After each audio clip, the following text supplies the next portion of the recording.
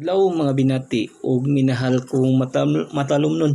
Welcome to my channel. Welcome to Ikot TV News, ang channel sa kalambuan diri sa lungsod sa Matalom. Okay. Sa mga negosyante nga ganahan magnegosyo diri sa lungsod sa Matalom, welcome mong tanan nga mo invest og business diri sa mong lungsod. Ang lungsod sa Matalom nanginahanglan og mga investor, nanginahanglan og mga negosyante. Ako manghinaot nga daghang mosanong, daghang mo put up og negosyo diri sa lungsod sa Matalom karong 2024. Nya. Ato gayong suportahan kanunay ang administrasyon headed by sa atong buutan og maabtik nga Mayor Eric S. Pahulio. Ato silang tabangan og atong ipadayon ang pagsuporta nila aron magpadayon ang kalambuan diri sa lungsod sa Matalom. Iko pipi tinuoray nga mo serbisyo alang sa kayuhan sa tanan og kalambuan diri sa lungsod sa Matalom.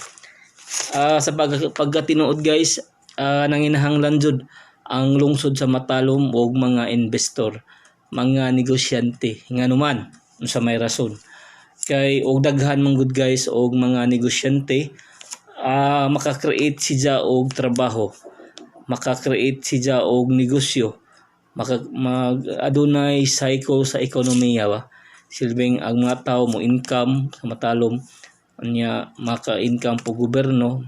Kinahanglan jud ang pagtinabangay sa private sector o sa government sector. Magkahiusa, teamwork o usa magtinabangay sa usa ka tumong, magtinabangay sa alang sa kayuhan sa tanan o magtinabangay alang sa kalambuan diri sa lungsod sa Matalom. Balikon ko sa mga negosyante nga ganahan magnegosyo diri sa lungsod sa Matalom, welcome mong tanan nga mo invest og business diri sa mong lungsod. Ang lungsod sa Matalom nanginahanglan og mga investor, nanginahanglan og mga negosyante.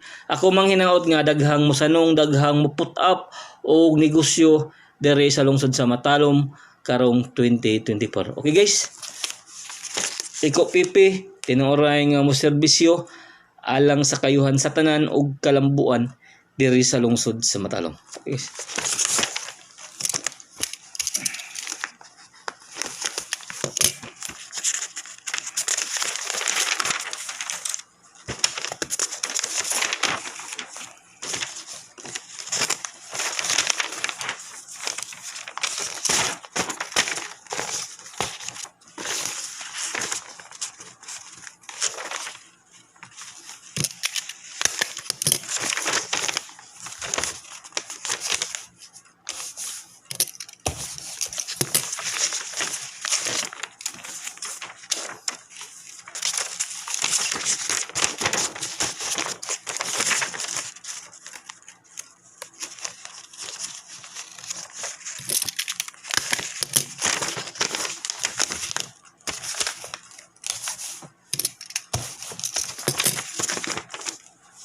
Okay, balikon ko sa mga negosyante nga ganahan magnegosyo diri sa lungsod sa Matalom, welcome mong tanan nga mo invest og business diri sa mong lungsod.